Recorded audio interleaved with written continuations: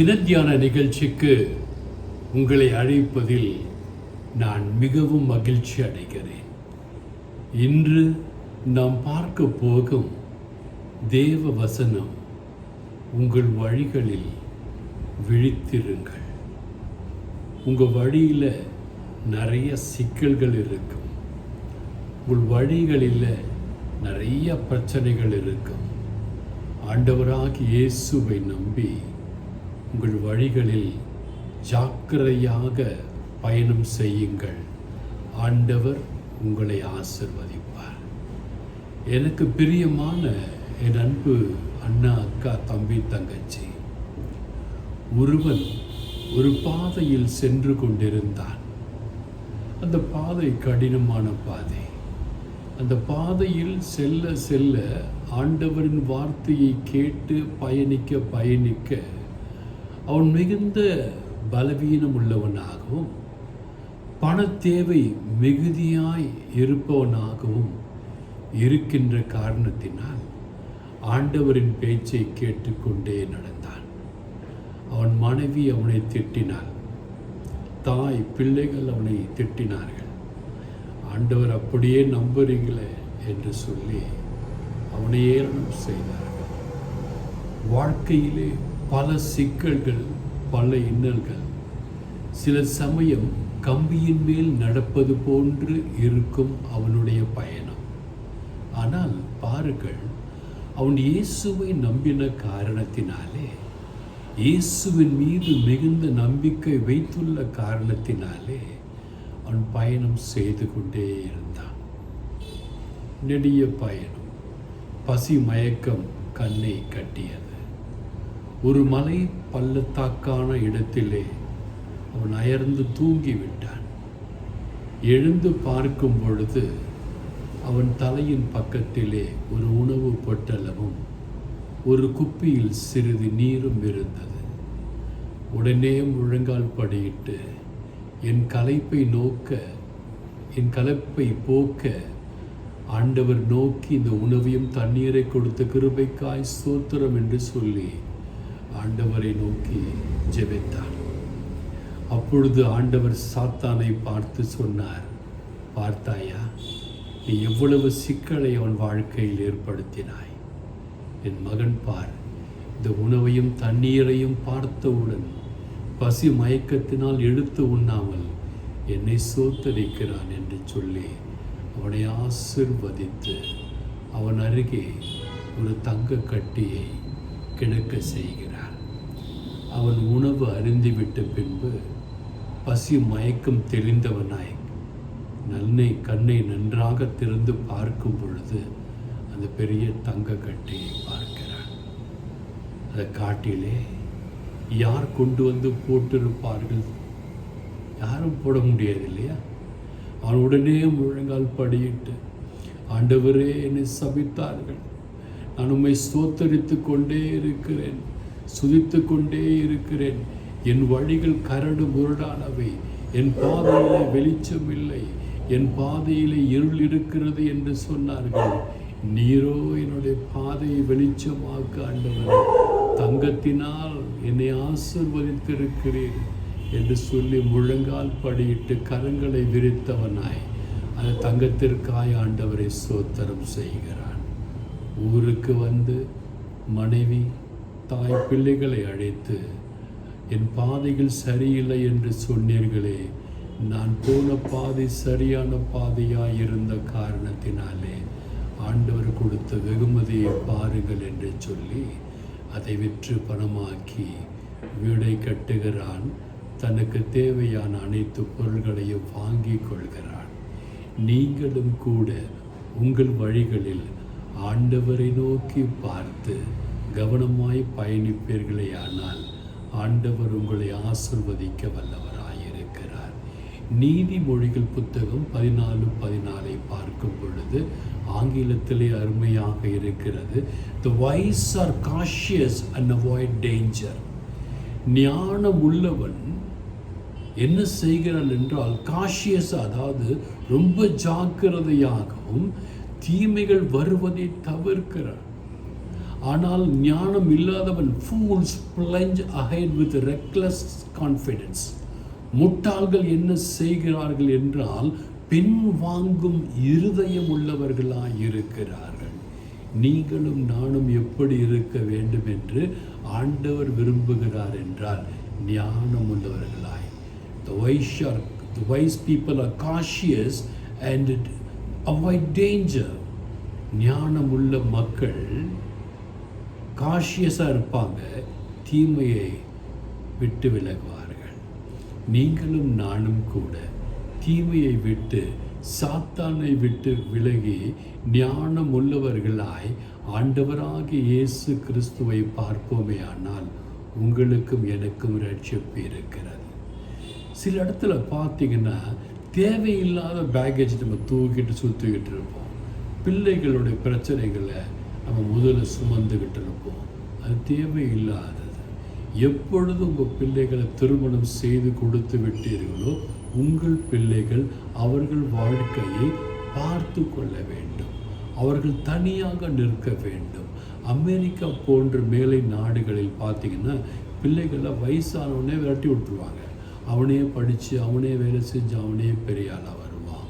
அதே போன்று ஞானமுள்ள மக்கள் ஆண்டவரை நோக்கி ஆண்டவர் காட்டுகிற வழிகளிலே பயணிப்பார்கள். அந்த வழி கரடுமுரடாக இருக்கும். அந்த பாதை சுற்றி சுற்றி அவனை சுற்ற வைக்கும். எதற்கு என்றால் ஆண்டவர் கொடுக்க போகின்ற வெகுமதியை பெற அவன் தகுதி உள்ளவனா என்று ஆண்டவர் சோதித்து அறிவார். தகுதி இருந்தால் உங்களுக்கு ஆண்டவர் ஆசீர்வாதத்தை கொடுப்பார். உங்கள் தேவைகளை ஆண்டவர் பூர்த்தி செய்வார். நீங்கள் நல்லா இருப்பீங்க. நீதிமொழிகள் புத்தகம் 22ஆம் அதிகாரம் 3ஆம் வசனத்தை பார்க்கும் பொழுது விவேகி ஆபத்தை கண்டு மறைந்து கொள்கிறான். ஆண்டவரை விசுவசிக்கிற பிள்ளைகள் ஆபத்தை கண்டு பார்த்தாலே மறைந்து கொள்கிறார்கள். ஏன் என்றால் ஆபத்து கண்முன்னே இருக்கிறது. அந்த ஆபத்து எனக்கு எதற்கு? என் கண்முன்னே இருப்பவர் இயேசு கிறிஸ்து, அவரை மட்டுமே நான் காண வேண்டும் என்று ஆபத்தை கண்டு மறைந்து கொள்கிறான். பேதைகள் நெடுக போய் தண்டிக்கப்படுகிறார்கள். ஆண்டவரை நம்பாத பேதைகள், ஆண்டவரை ஏற்றுக்கொள்ளாத பேதைகள், ஆண்டவரின் வார்த்தைக்கு கீழ்ப்படியாத பேதைகள் என்ன செய்கிறாங்க? போய் தண்டனையை எடுத்துக்கிறாங்க. ஆண்டவராகிய தேவன் உங்களையும் என்னையும் தண்டனை எடுத்துக்கொள்கிற பிள்ளையாயிராமல் ஆண்டவரை எடுத்துக்கொள்கிற பிள்ளையாய் இருக்க வேண்டும் என்று ஆண்டவராகிய இயேசு கிறிஸ்து விரும்புகிறார்.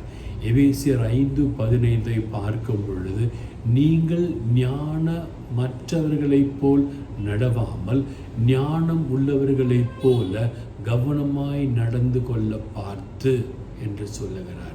நீங்கள் நடக்கும் பொழுது ஞானமற்றவர்களைப் போல் நடக்கக்கூடாது. ஞானமற்றவர்கள் நடந்து தங்கள் ஆஸ்திகளை ஆசீர்வாதங்களை எல்லாம் இழந்து நடுத்தெருவிலே நிற்பார்கள். ஆசீர்வாதம் போயிடும் ஞானமற்றவர்களாய் இருந்தால்.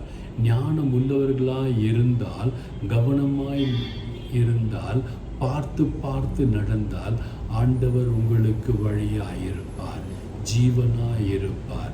அதே எபேசியர் 5ஆம் அதிகாரம் 16ஆம் வசனம் இவ்வாறு சொல்கிறது, நாட்கள் பொல்லாதவைகளானதால் காலத்தை பிரயோஜனப்படுத்தி கொள்ளுங்கள். உங்களுடைய நாட்கள், என்னுடைய நாட்கள், நம் வாடும் நாட்கள் பொல்லாதவைகள் எனக்கு பிரியமான என் அன்பு தேவ பிள்ளைகளே. எனவே காலத்தை பிரயோஜனப்படுத்தி கொள்ளுங்கள். ஆண்டவருடைய ஒவ்வொரு வார்த்தைகளையும் நம்புங்கள். ஆண்டவருடைய ஒவ்வொரு வார்த்தைகளும் ஒவ்வொரு போதனைகளும் ஜீவனுள்ள போதனைகளாக இருக்கின்ற காரணத்தினாலே ஆண்டவருடைய வார்த்தையை நம்பி பாருங்கள். ஆண்டவர் காட்டுகிற வழி சிக்கல்களாக இருந்தாலும், ஆண்டவர் காட்டுகிற வழி மிகவும் மெல்லியதாக இருந்தாலும், ஆண்டவர் காட்டுகிற வழி கரடு முரடான பாதைகளாய் இருந்தாலும், அவர் உங்களை சோதித்து அறிந்த பின்பு நீங்கள் பொன்னாய் விளங்குவீர்கள். எவ்வாறு அந்த ஏழை குடியானவனுக்கு பொன்னை கொடுத்து ஆண்டவர் பிரகாசிக்க வைத்தாரோ, அதே போன்று உங்களுக்கு ஆண்டவர் ஞானத்தையும் செல்வத்தையும் கொடுத்து ஆசிர்வதிப்பார். எனக்கு பிரியமான என் அன்பு தேவ பிள்ளைகளே, எபேசியர் 5ஆம் அதிகாரம் 30வது வசனம் இவ்வாறு சொல்கிறது, நாம் அவருடைய சரீரத்தின் அவயங்களாகவும் அவருடைய மாம்சத்திற்கும் அவருடைய எலும்புகளுக்கும் உரியவர்களாக இருக்கிறோம். நாம் இயேசு கிறிஸ்துவினுடைய மாம்சமாகவும் இயேசு கிறிஸ்துவினுடைய எலும்புகளாகவும் இருக்கின்ற காரணத்தினால் இயேசு கிறிஸ்து மாம்சத்தில் இருக்கும் பொழுது எவ்வாறு சோதனையை கண்டு பயப்படாமல், இயேசு கிறிஸ்து மாம்சத்தில் இருக்கும் பொழுது அவரை அடித்து துன்புறுத்தின பொழுது எவ்வாறு பயந்து போகாமல், இயேசு கிறிஸ்து கீழே விழுந்த பொழுது 3 முறை எவ்வாறு எழுந்து வெற்றி நடை போட்டாரோ, இயேசு கிறிஸ்து சிலுவையில் அறையப்பட்ட பொழுது, கொடுமைப்படுத்தி கொல்லப்பட்ட பொழுது, நான் 3ஆம் நாளில் உயிர்ப்பேன் என்ற நம்பிக்கையோடு மரித்து உயிர்த்தாரோ, அப்படியே நீங்களும் இருக்க வேண்டும் என்று இயேசு விரும்புகிறார். அதே சமயம் இயேசுவின் மாம்சமாகவும் இயேசுவின் எலும்புகளாகவும் நீங்களும் நானும் இருப்போமேயானால் உங்கள் மாம்சம் இயேசுவின் மாம்சத்தை போல சிதைக்கப்படுவதில்லை. உங்கள் எலும்புகள் இயேசுவின் எலும்புகளை போன்று முறிக்கப்படுவதில்லை. எனவே நீங்கள் கவலைப்படாமல், ஒன்றுக்கும் கவலைப்படாமல், உங்கள் வாழ்க்கையில் நடக்கின்ற துன்பங்களையோ, உங்கள் வாழ்க்கையில் நடக்கின்ற துயரங்களையோ, உங்கள் வாழ்க்கையில் இருக்கின்ற வறுமைகளையோ நினைத்து கலங்காமல், இயேசு என்னுடைய மாம்சமாய் இருக்கிற காரணத்தினாலே, இயேசுவின் மாம்சமாய் நான் இருக்கிற காரணத்தினாலே, இந்த எலும்புகள் இயேசுவின் எலும்புகளைப் போல் இருக்கிற காரணத்தினாலே, எபேசியர் 5:30 சொல்லப்பட்ட வாக்கு தத்தங்கள் நிறைவேறத்தக்கதாக ஆசீர்வதியும் ஆண்டவரே, என்னை பலப்படுத்தும் ஆண்டவரே என்று சொல்லி ஜெபிப்பீர்களே, ஆனால் நீங்கள் நல்லா இருப்பீங்க, உங்கள் குடும்பம் நல்லா இருக்கும், உங்கள் பிள்ளைகள் நல்லா இருப்பாங்க, உங்கள் பேர பிள்ளைகள் நல்லா இருப்பாங்க என்று சொன்ன ஒவ்வொரு வாக்கு தத்தங்களையும் ஒவ்வொரு வசனங்களையும் வாசித்து தியானித்து தான் பாருங்களேன். ஒரு பெரிய ஆசீர்வாதம், எனக்கு கிடைத்த ஆசீர்வாதம் உங்களுக்கு கிடைக்க காத்திருக்கிறது. எனக்கு பிரியமான அன்பு தேவ பிள்ளைகளே, என்று நான் திருவள்ளூர் வரை சென்று வந்தேன். ஒரு குடும்பத்தை பார்த்தேன். அந்த குடும்பத்தில் இருக்கின்ற துக்கங்கள், துயரங்கள் அனைத்தையும் ஆண்டவர் கூடிட்டு காண்பித்தார். இந்த குடும்பங்களுக்காக என்று பாரத்தோடு ஜெபிக்கிறேன். நீங்களும் கூட அவர்களுக்காய் பாரத்தோடு ஜெபிக்க உங்களை வேண்டுகிறேன். கிறிஸ்துவை நீங்கள் ஏற்றுக்கொண்டிருக்கும் பொழுது துன்பம் வரும். இயேசுவுக்கு வந்தது. ஊழியக்காரனுக்கு கஷ்டம் வரும். இயேசுவுக்கு வந்தது. ஊழியக்காரனுக்கு காசு இல்லாமல் இருக்கும். இயேசு கிறிஸ்துவ கூட காசு இல்லாமல் இருந்தது. வரி கட்டணும்னு சொல்லி அவரை கார்னர் பண்ணுறாங்க. ஒரு மீனை பிடிச்சு கொண்டு வாங்க, மீன் வாயில் காசு இருக்கும், அதை கொண்டு வரியை கட்டுங்கன்னு சொல்கிறாங்க. வரி கட்டப்பட்டது. காசு இல்லையா? நீங்கள் இயேசுவை போன்று இருக்கிறீங்க. பசியாக இருக்கிறீங்களா? இயேசுவை போன்று இருக்கிறீங்க. துன்பப்படுகிறீர்களா? நீதி நிமித்தம் இயேசுவை போன்று இருக்கிறீங்க. வீடு கட்ட முடியவில்லையா? இயேசுவை போன்று இருக்கீங்க. இயேசுவுக்கு வீடு இல்லாமல் இருந்துச்சு. எனவே நீங்கள் ஜெபம் செய்யுங்கள். ஜெபம் மட்டுமே உங்களை ஜெயிக்க வைக்கும். நீங்கள் நல்லா இருப்பீங்க, உங்கள் குடும்பம் நல்லா இருக்கும், உங்கள் பிள்ளைகள் நல்லா இருப்பாங்க. God bless you all.